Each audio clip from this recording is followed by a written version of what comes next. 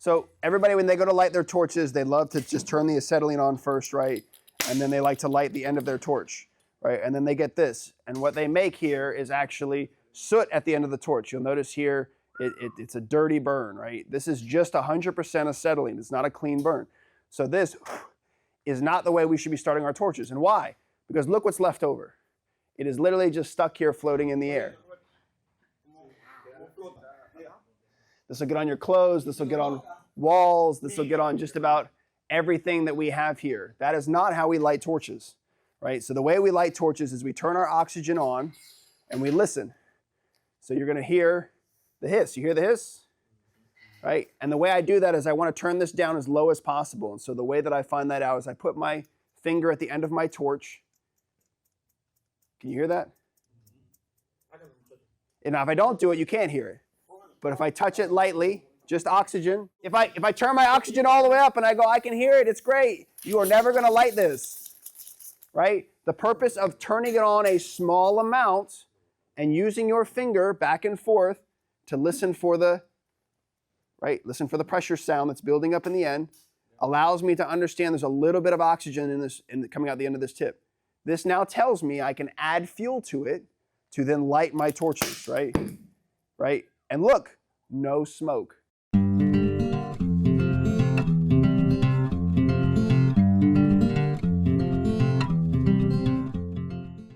So let's go ahead and take our torches and set them on the ground so we don't catch them on fire. I know everybody's excited. Let's play with fire. Okay. See. When you light your torches, face them away from you and your partner, please. Point them towards the middle of the room. Small amount of oxygen. Put it up to your ear if you have to. You should be lighting your torches and having flames that look like this. Right? This. A little bit of blue. Quiet. I shouldn't hear my flame.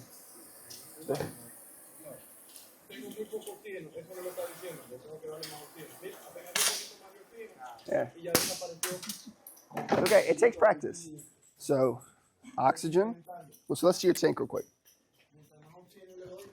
Okay, yep. Okay, good. Okay. So, oxygen. Hear it? Okay. We want as low as oxygen as possible.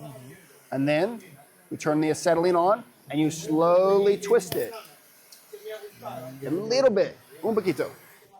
Right? This is perfect. Now I can go from here and make whatever flame I want to.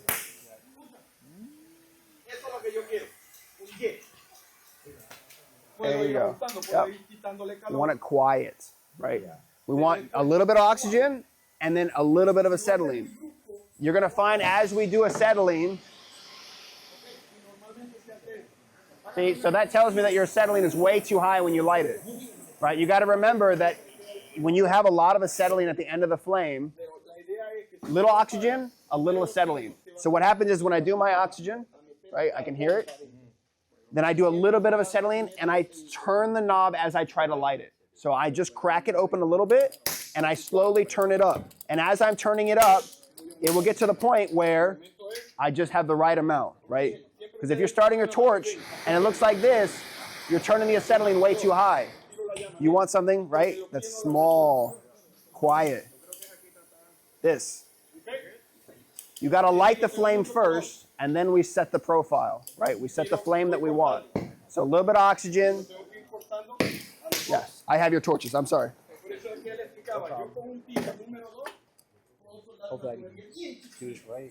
You can. Take your time.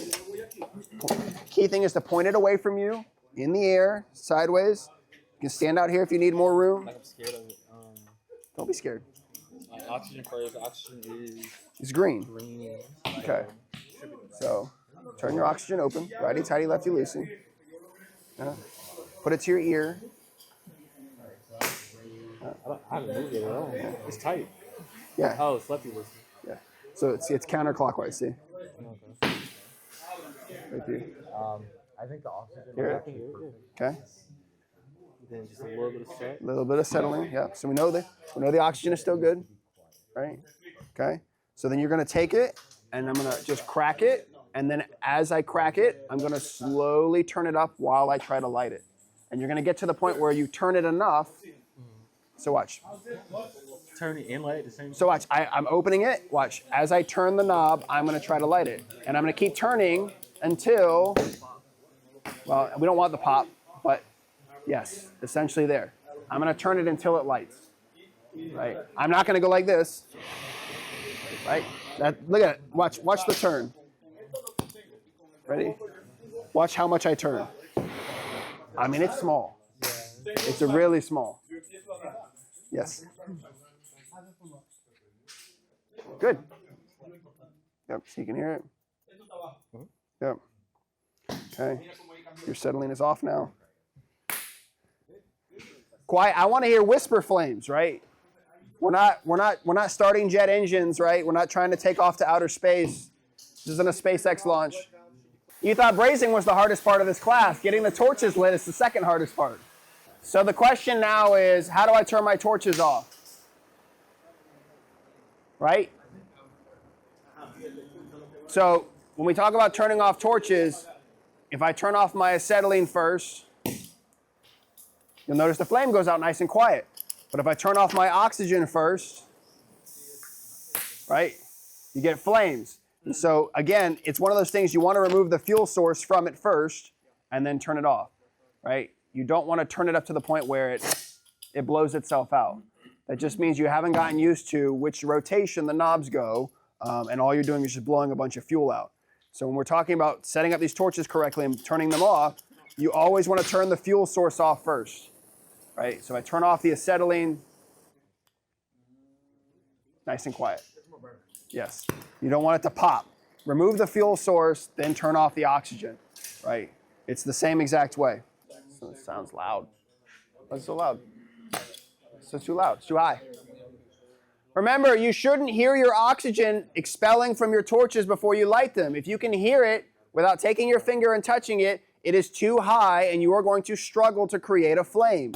Also, if it's too high and I light it, I'm going to have a giant flame where I light it. So if I'm lighting it in a closet, the key here is to start as low as possible to light it and then create the flame that you're looking for. It's all about sound and sight. You've got to use all your senses when we're brazing. Is he having that thing where the gaskets are flattened? Yes, that's the sound that you hear. So for yours,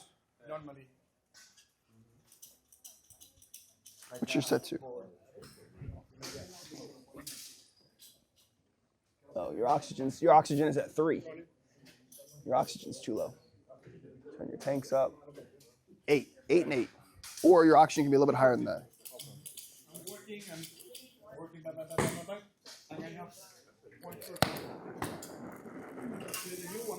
See that? Acetylene off, acetylene on. You see how it pops? Yeah. The popping is because it builds up in the end of my striker, and it is igniting the acetylene in my striker. I'm feeling it like a balloon, and then it's igniting. Yeah. So I can turn this on, and then, see, there's no pop. But if I turn this on first, you see the difference? Yeah. I turn it on. The more acetylene, the louder the pop. Yeah. So let me just, here, I'm going to steer your tool. Okay. So guys, okay, the question is, why do we have a pop? Right? You say, what pop? That pop there, right? You have to remember that acetylene is a fuel source. So if I take that fuel and I fill up a balloon and I light it, it will explode. The more acetylene I have, the larger the pop. So what's happening is I'm turning on my acetylene while it's in the end of my nozzle. This striker is filling with acetylene, and then it's popping. See that? So if your torches are popping, it's because you're turning on your acetylene too soon. I should turn it on and then bring it over and light it. Not this. Right? We don't want that. Turn your acetylene on, then your striker at an angle, right? If I let the end of the striker fill with acetylene, it will pop. The pop is not a good thing. The more acetylene I put in the end of this, the louder it will get, right? that just means that I've got excessive fuel building up in the end of this cup and it's lighting. So again, acetylene on, torch at your striker at an angle, no pop. I was soda pop's a good thing. I mean, it all depends, right? Soda pop, sure. Torch pop, no. Enough playing with torches, so let's do this now, okay? I'm going to show you guys the different flame profiles. Here we go. All right.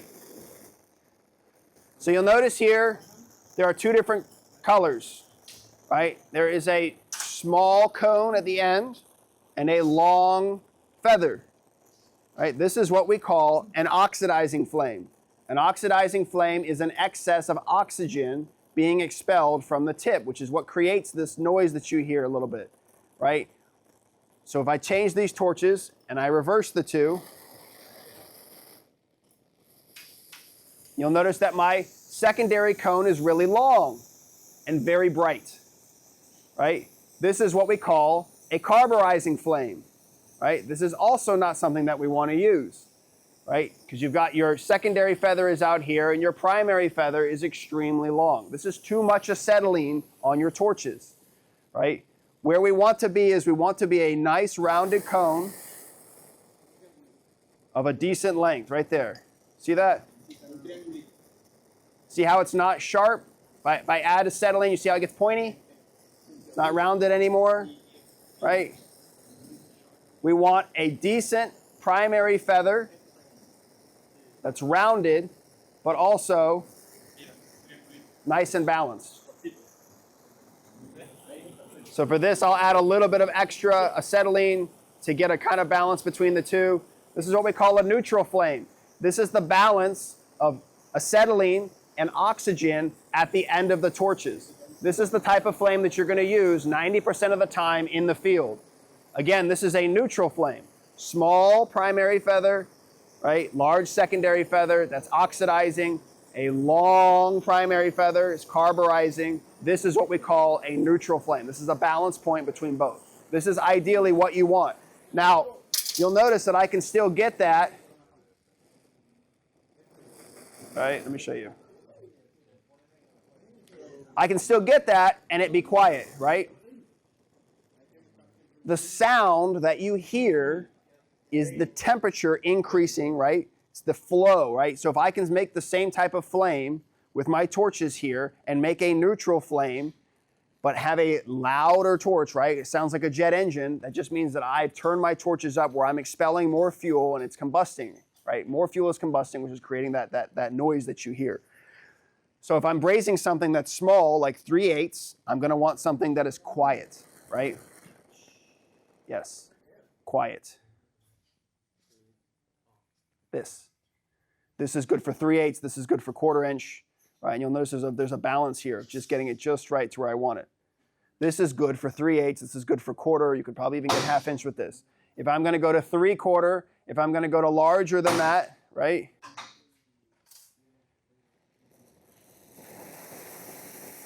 And I'm going to get something like this. That's louder. This is more heat. So if I'm doing 3/4 inch, it's probably the flame that I want. If I'm doing 1 1/8, I may want more than this.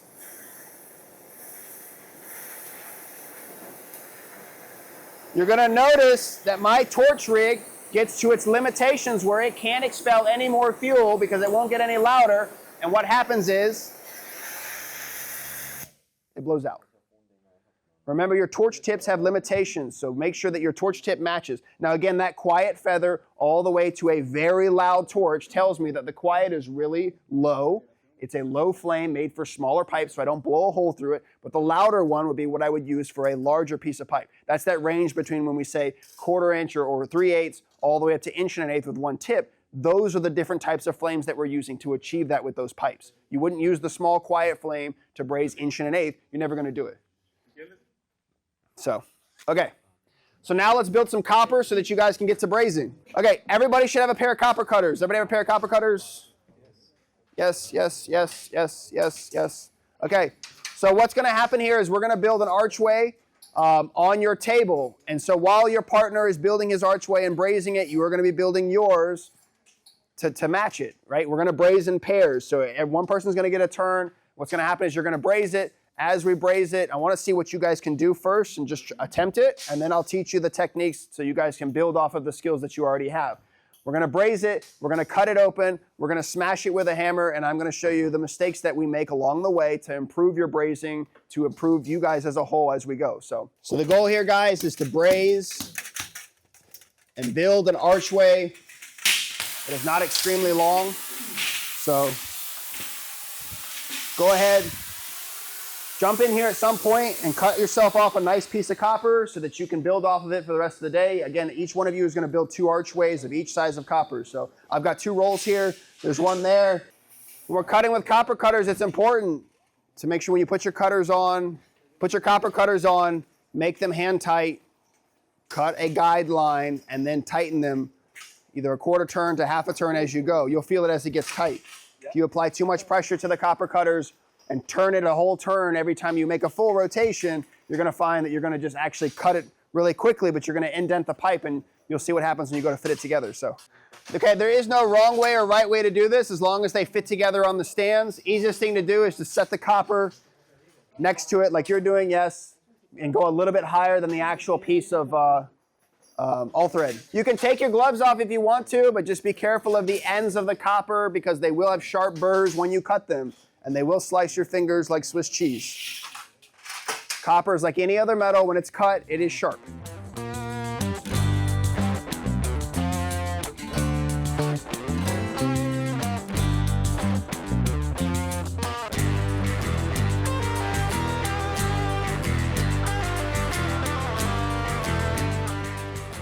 So guys, the copper cutters that you have, I know that we're kind of working our way through it right now. You'll notice on the side of every copper cutter is the size that the copper cutter is rated for.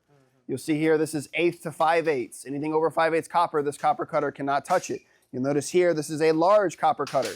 Now this is not something that I would typically use just because the copper that we see out in the field doesn't get up to 2 1/8 inch, right? But then you have a smaller one, right? And some of these are nice because they have quick releases and they can slide in and out pretty easily. But again, it's all about having the right tools for the right job. So ensure that your copper cutters that you're using can go down to the smallest pipe size you need or up to the largest pipe size. Obviously, I can't get this under a unit or inside of a service valve, right, to get it cut off. So I'd have to use what we call, low access copper cutters or small copper cutters. So don't forget, guys, it's important when we're cleaning, when we're brazing, really, clean your joints, clean your connections. We do this with actual sandpaper. The reason we do this with sandpaper is because we want a nice, clean surface connection. You'll find copper that's been worn over the years. All right, guys, these are the same types of copper. You'll notice one has been exposed to outside for 2 years, and the other is brand new. People ask me why we do sandpaper. Why do we do sandpaper? Again, the buildup that you have on here are oxides, right, over time. When I'm trying to connect metal to metal, if I have a barrier or a coating around the outside of this pipe, I'm not going to be able to flow the solder that I need to into the joint like this animation on our screen shows. We have to be able to allow this to move freely across the surface, and the way that we ensure that happens is by sanding. Now, your copper is fairly new, and you may be able to get away with just brazing right off the bat, but I want you guys to get in the habit of using sandpaper and cleaning because, again, this is real-world copper. This is fresh off a truck. And when you get out in the real world, you're going to come across this more likely than you are with this, unless you're doing installations or new construction. When you're doing service work, you're used to seeing this. And again, if I sand this down, I can get it to look like this, but it takes work. And so just ensure that when we're putting joints together, when we're brazing units, when we're doing retrofits on residential homes, you have to clean the copper so that it looks like this and not this. Otherwise, you will have micro leaks. What will happen is the solder that goes to pull down and connects around the top doesn't connect all the way down in certain lined areas. And what happens is over time, vibration, expansion and contrasting, right? On heat pump systems where the line gets cold, then it gets hot, then it gets cold, it'll create a micro leak at that joint and it will lose the entire charge of the system. We are operating under high pressures with 410A. And so again, this is the best practices here that we're teaching today. So sandpaper, sandpaper, sandpaper. There's no excuse why we don't do it. So you're going to notice on your archway, here, let me show you real quick, 1 second. should look like this, right? This is the finished product of what it should look like. Notice that we're going to start with the two of the hardest joints, which is the upside down connection. Why is this so difficult? Because you would think, well, gravity is going to act against me. So we have to use science and our brains to understand that when I apply heat to this joint, I need to heat it enough to actually get it to suck up into the joint, right?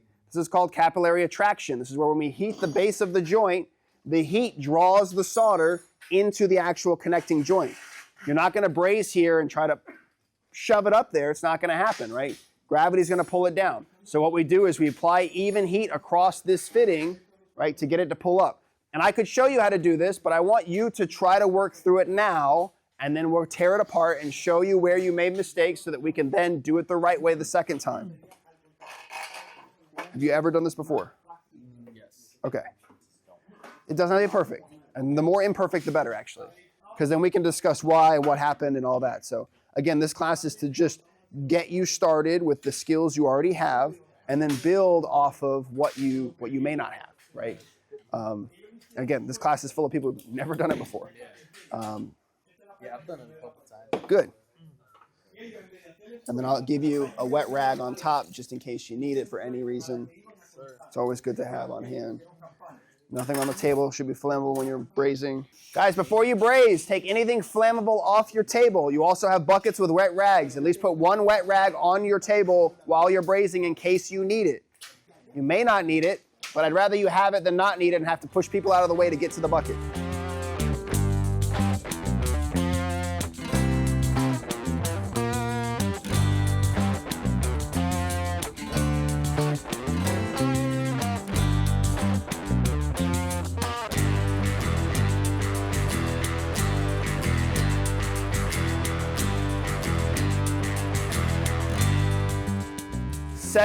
Set it to whatever heat you want to, whatever you think you need, and go ahead and braze it. Let me know when you're done. And if you have any questions along the way, let me know.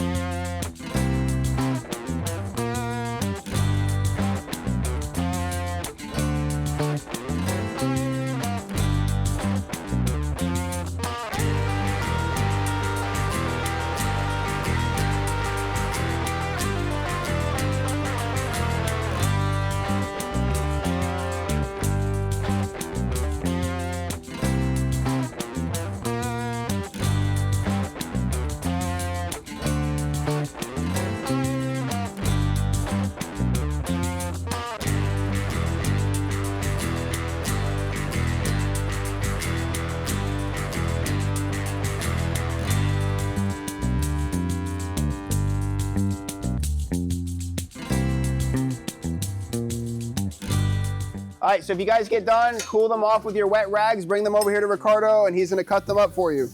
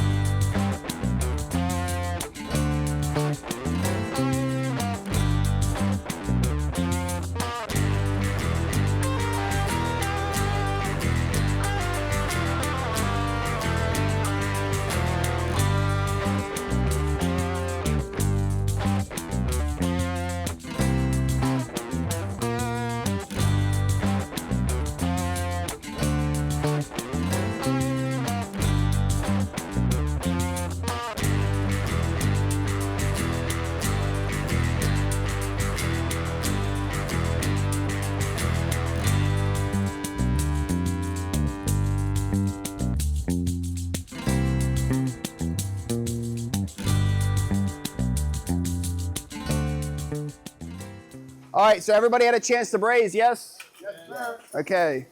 So somebody asked me, well, what happens if I blow a hole in the copper? And a lot of your guys' issues that I've seen so far is just due to a lack of heat. There's not enough heat. So I'm going to show you what happens when you get a piece of copper hot.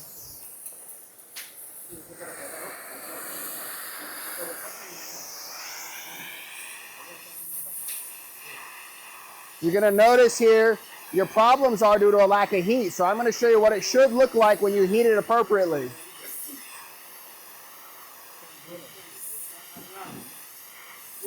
You see that red? This is what your joint should look like. Notice it's not melting. Now watch what happens when I overheat it to where it does melt. It's a fine line, right? Notice how this is cherry red, and then it gets an orange color. This is too hot, right? And that's when it starts to melt, right?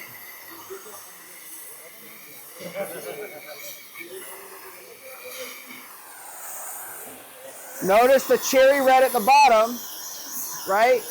And this is too hot in the center. So when you're brazing your pipe, this is okay. Keep moving. This is the temperature that we want our pipe to be, right here. But if I stop, right? If I stop in the process of heating this pipe, or I get too close, it doesn't take much, right? All right, who wants to do it? Come here.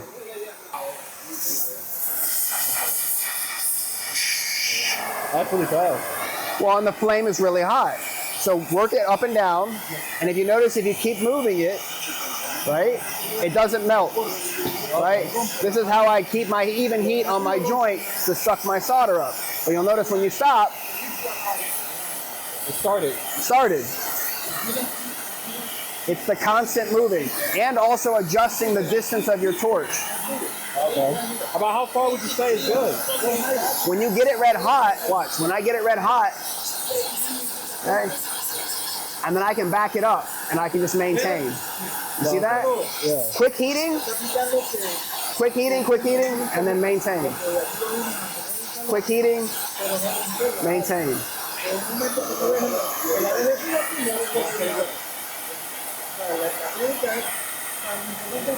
See that? You can get as close as you want. Remember, the hottest part of the flame is at the tip of the second feather. Yes. So this is how I get it hot quickly. But I keep it from melting by moving the flame. See that? But if I stop,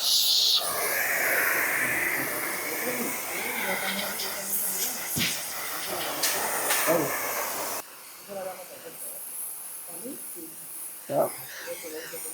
Okay, so that's what you want. See? Yep.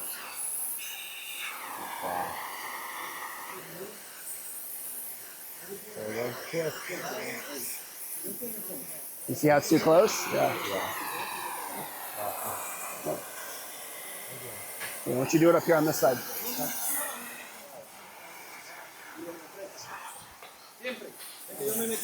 So you're heating.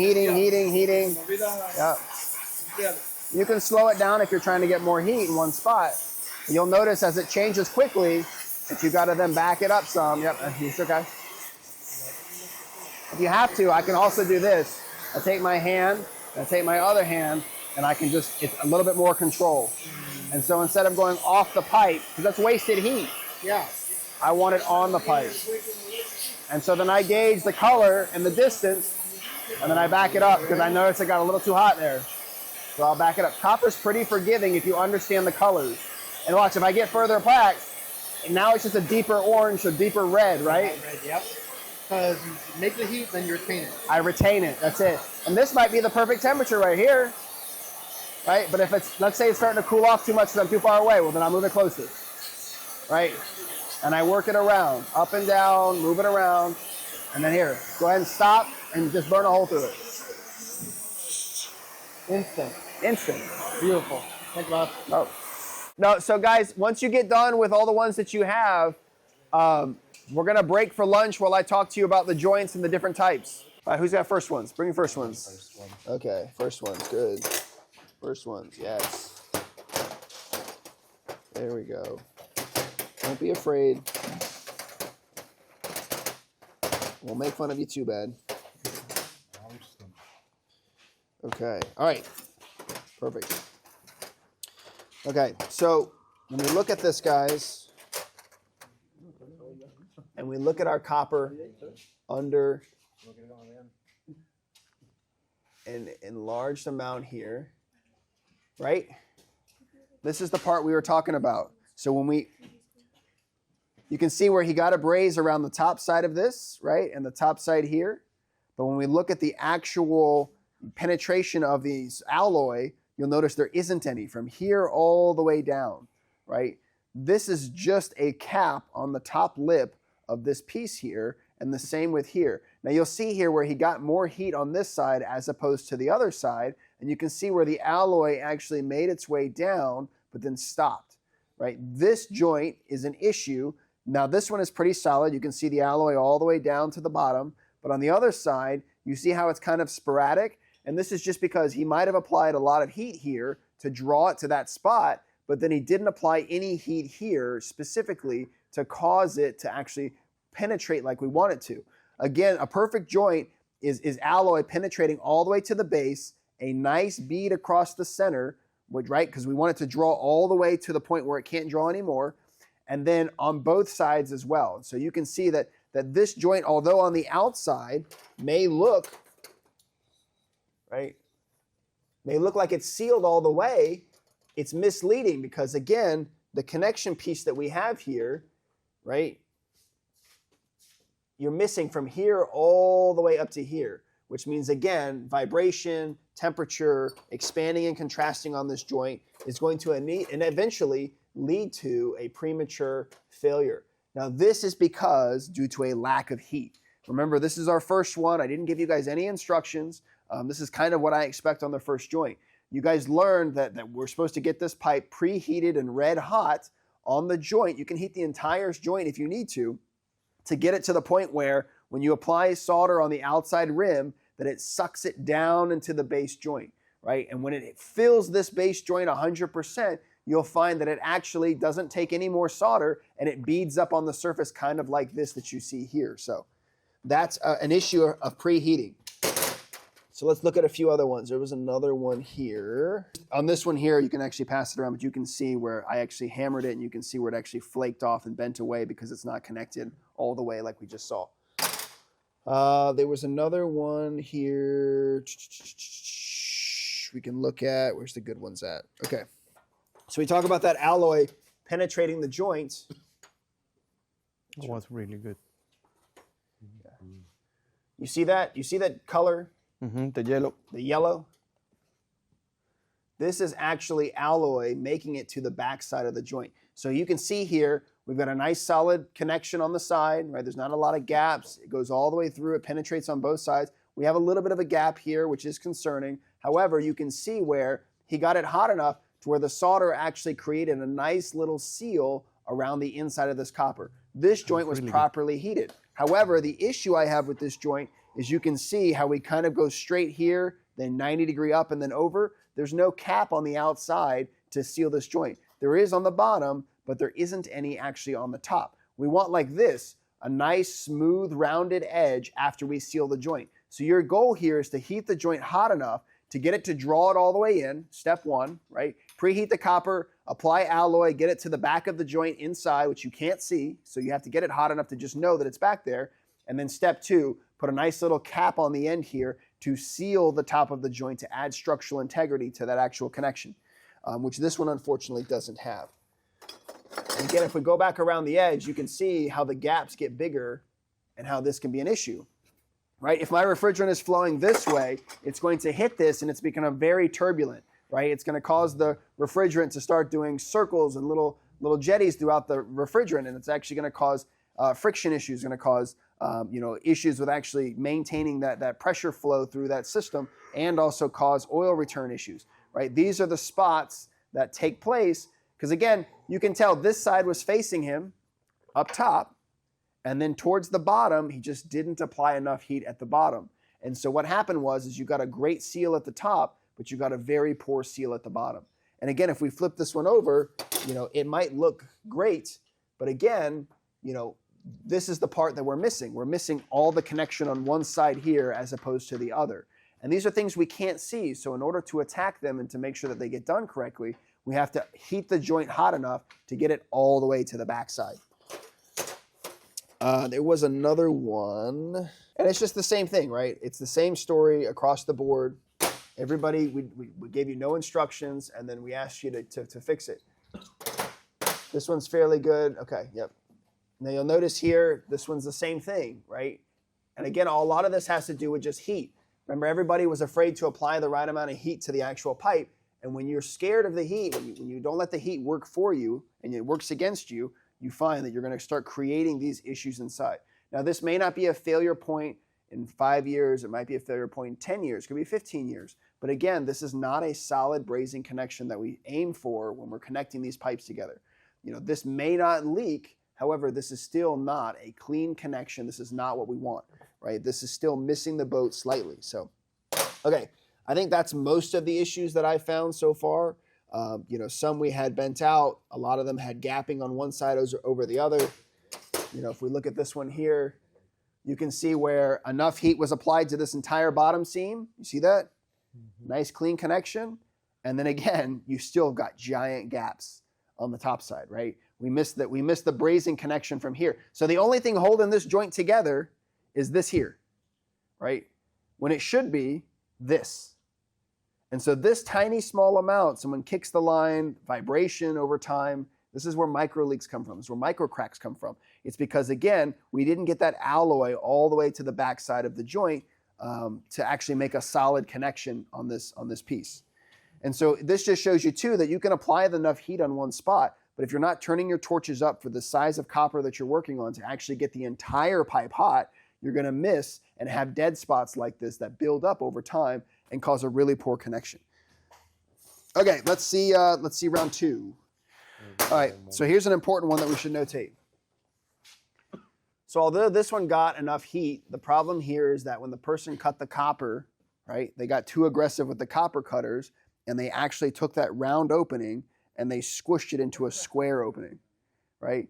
So what happened was although the copper was inserted to the right length, the right amount of heat was applied to it, this also comes back to the installation error of rushing when you're cutting copper, right? That's tightening your copper cutters too tight and making a square face or a square side or even just an oblong size to where this gap is too large.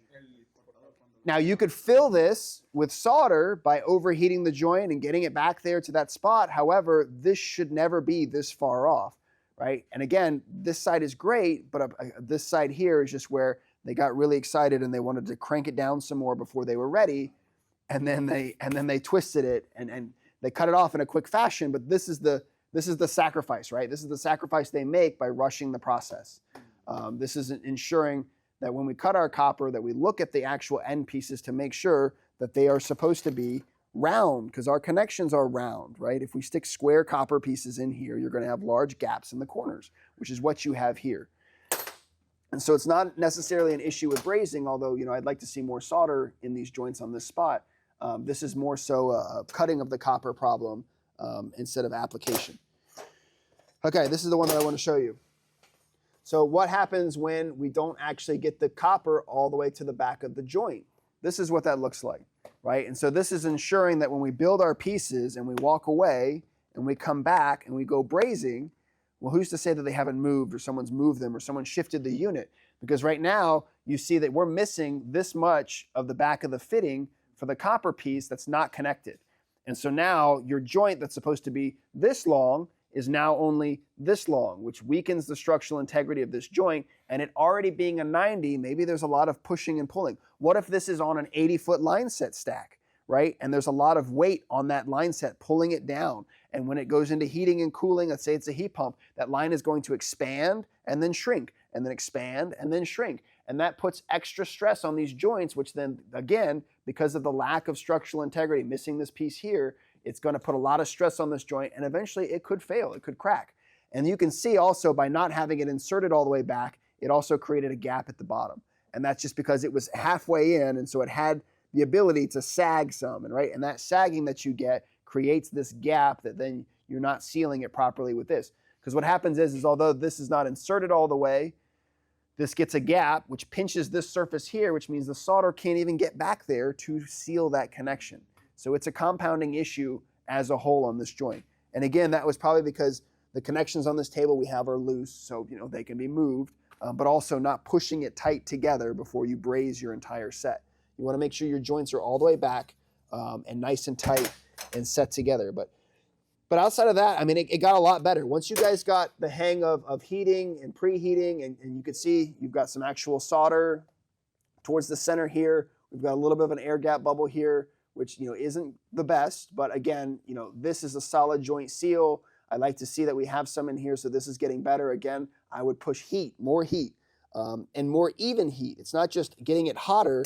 It's making sure that when we heat it up as hot as we have to get it, that it gets sealed all the way. And this one is really close, right? You can see that we've got a nice solid connection all the way across the top, right here, across the middle, and then you can see we just missed it by a small amount.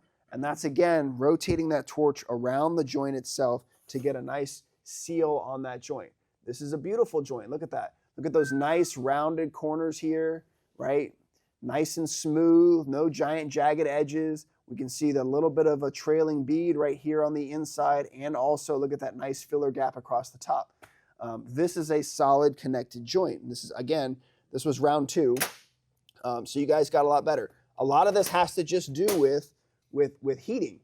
And so, you're going to get ones where you feel like you haven't heated enough, and so you keep heating it and you keep heating it, and you can kind of see where we kind of started to pool our alloy in the joint. Now, this one isn't terrible. You can kind of see how it kind of spread out. But you can also see that if your joint is loose and not connected tight, and your pipe's wallered out or the wrong size at the connection, let's say that someone took a pair of needle nose pliers to the fitting before they put it on, that if there's any kind of gapping between here and here, you can actually suck an entire stick of silver solder into the joint itself and restrict the line at that connection. So when we're brazing, the important thing to remember is that when we start with a specific size brazing rod, a joint this size should not take an entire rod. If I'm 3 rods in, put the rod down and cut the joint out, right? So know that when we're brazing and we're using that silver alloy, that we're filling this joint, that it only holds so much. And once it becomes full, if you keep continuing going and overheating the joint and the connection is loose, it will pool inside the actual joint. And then you can see here where, again, we got the joint hot enough, but you can see this was on the bottom side of the joint. And so in the process of making sure they got enough heat to the back side, they just had to add more solder because it all pooled to the bottom because of how hot it was. Again, we don't want to see this, but I would take this over cracks in the actual connection. This is a solid connection. Is there more solder than is needed? There's more alloy than is needed? Yes, there is. But the connection is solid. So again, if your joints are ugly and they've got what we call stalactites and stalagmites, right? A geological term with, you've got those rocks that hang down, or boogers, if you will, on the outside of the copper, I will take this as long as the joint is solid. Obviously, the ideal joint is going to be a nice clean connection on both sides and nice penetration on all sides, and because this is kind of a little wasteful. But again, it's a solid connection, so it's gotten better. This is your second time doing this. It's decent. And now look at this one, right? Great penetration, right? So you've got, it's a little jagged, but it's sealed. It's nice, got a nice little cap on it. This is what I like to see, a little bit more of a bubble around the edges here. This is okay. This is better. We kind of like to see a nice smooth transition. This is a lot more than maybe I want to see around the outside edge, but that's okay. You can see we've got penetration through the center. This is a completely sealed, solid joint. It's beautiful. So you guys are getting better. And again, this is only the second time. So the issue before, and this is what you're going to find, and this is why I do it in this order. The issue we had was heating on stage 1, right? Then the second time we did this, heating got a lot better, but it wasn't perfect. Now we're going to go to a smaller piece of copper where you guys are going to be able to easily overheat the copper quickly. So this is all about heat control and then going around and applying the solder in the right places. So yeah, it's good. A lot of times if you're afraid of it, you just need to make sure that you heated it enough, it's gotten hot enough, and then you just make sure that you have enough solder. I expect your guys' first round on 3/8 to be really ugly and messy. But again, this is a learning curve. Remember, when we change sizes in copper, the flame, the sound of the flame, what it looks like is all extremely important. So, okay, come get your pieces and let's do some 3/8 copper.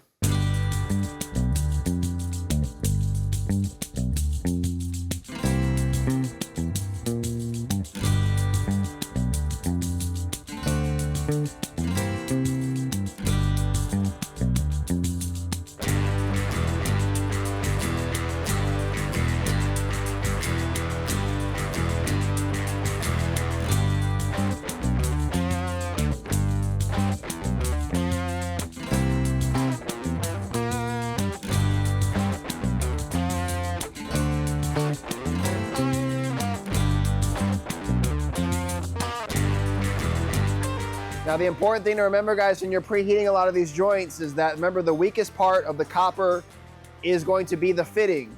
So although the fitting may seem like it gets hot really quickly, which it does, you have to remember that it is a thinner piece of metal than the copper you are working with. So it is easier to melt the copper fitting than it is to actually melt the copper. That's important to notate so that when you're brazing and you're working on things, it's okay to get your copper maybe a little bit hotter than your actual fitting, just because the likelihood of your fitting melting is really high because of how thin it is.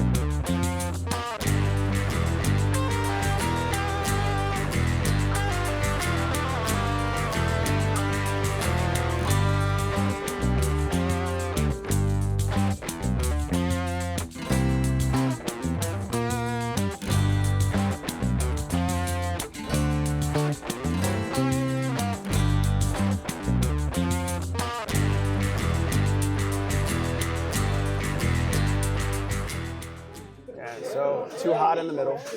You see that puddle you got in the center? Yeah. It's just too much solder in that joint, just because it's a loose joint. But this is good. It's good penetration. Yeah. So again, it's just this joint. You went over it a bunch of times. Yeah. Ricardo came over me, and You can see it on this one too. See? yeah. So I really just don't need that much to do the job. The pulling up. No. Yeah. So you see how, if I take it and I compare it against this one here, right? Yeah. This is 3/8. You see the restriction? So I put so much to start making it You put so smaller. much inside the joint, and now you have a reduced liquid line size at this point, where this should be your full flow. However, this is now a limiting factor in the system, and you're actually going to have a restriction here in that liquid line. But on that, joints are good. Cool. So the next one is 1/8". This is the one that's going to kick your butt. Save the best for last. This is what's going to make or break you. These are the biggest fittings you're going to find out in the field. This is where heat is going to be your biggest problem. So if you thought you had a hard time heating up 3/4, 1/8 is going to be very difficult. Yes, bring the heat. It's taking you guys so long. Is 1/8 hard to cut or something? You got the easy one. Big cutters work really well. It's hard to get that wrist strength to rotate it.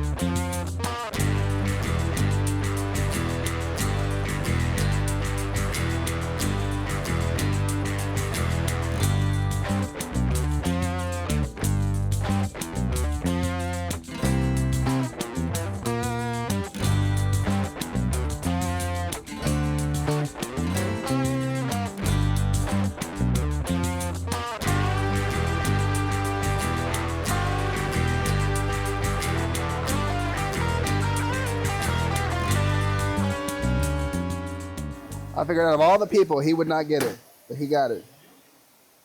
Hey, look at that material there. It's good. Can I use this for this? What happened? Let's Just missing a little bit there, but I mean, for as big as it is, Oh, you bueno. need to do it in half. Yeah. Because even if we take it,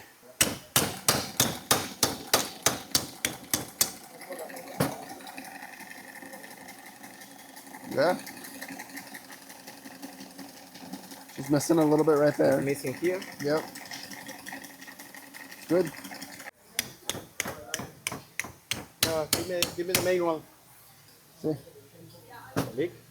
not a leak, no, but just not the best, right? You see the gap I created from hammering it? Yeah, just missing solder at the center.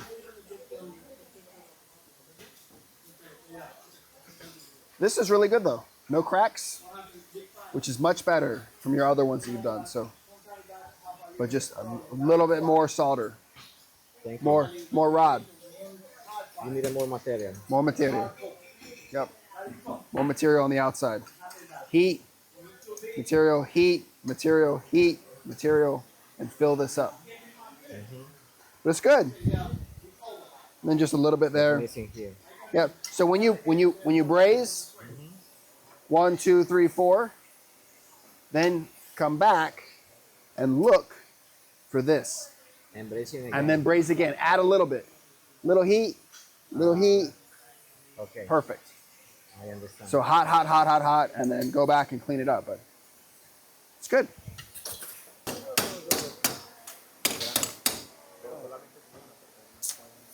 Yeah, just heat, man.